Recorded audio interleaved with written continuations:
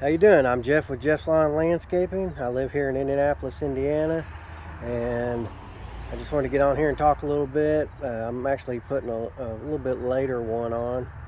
I wasn't going to put a video on, but decided I'd go ahead and do it. I went to the dentist today. I didn't end up working because everything's starting to dry out a little bit around here.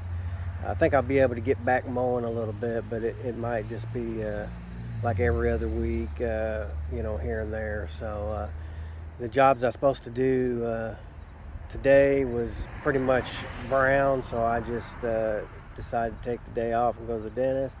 Tomorrow I got to go to the dentist, but it's actually scheduled a little bit later, so I'll end up being able to go out and try to get some yards mowed, and then end up going over there. They're going to end up doing a little bit of work, but they're going to do a little bit here and there.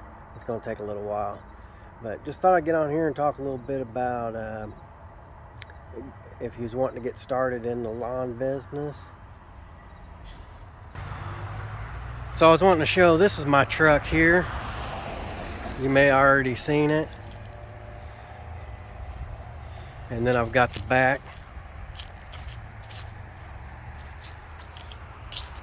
So I always park it by the road here where they could see it. With my last video I was talking about that. But one of the things I was wanting to talk about is if you was wanting to just get started and you didn't have a lot of money to get a lot of advertising on your truck or buy the big equipment and everything, or even if you do have the money, I wouldn't suggest going out and just trying to get the best of everything. I wouldn't get wrapped up in, oh, I got to get big overnight. I would take my time and start out small and just work my way up. And you can always get to the bigger equipment and newer trucks and the wraps and all that later if you want to. But I think that's one thing is some people, when they start out, they think they've got to just go big and compete with everybody, when you can go at a little bit slower pace and still make good money, I think. Just like with me, I got my truck done this year, but this is I think this is like my 7th year. Up till this point, 6 years, I ended up going around with magnet signs on my truck. Yeah, it don't look as professional, but it gets you out there, and you don't have to spend as much right at first, and just work your way up. And even the advertising that I got put on my truck this time, it's not like it's a wrap, wrapped around and just really fancy. I didn't have to spend as much on this, and I feel like I get the point across. And another thing, I didn't want to really spend a lot of money and then end up having trouble with the truck and have to get rid of it or something.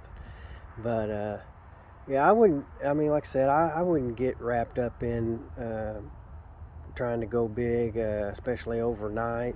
Just take your time.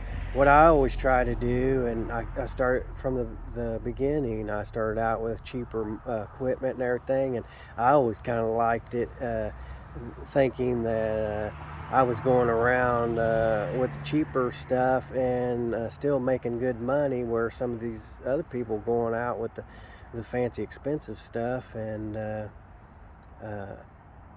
having all the payments and everything that goes with it. And one bad thing is I know some people that have went out their first year and tried to get all the nice expensive stuff and thinking, oh, I can pay for it and everything, and then when winter hits and they're not working or not working as much, then when the money stopped, and you still got all them bills to pay. So I still had bills, but I tried to keep them down where I didn't have as many to pay. And when, like, I'd get a mower or something, and if run it as long as I can, if it started messing up, I would go and try to get it fixed. and then when it got to where I felt like it was tearing up every time I turned around, and I got my money's worth out of it, and then I would sell it, get whatever I could get out of it, and then go get another one like it. Or a lot of times I would try to upgrade. Like I might get a cheaper mower and run it as long as I can, and then when that runs out, then get upgrade it, maybe a mower or two better than what I had, and just work your way up that way.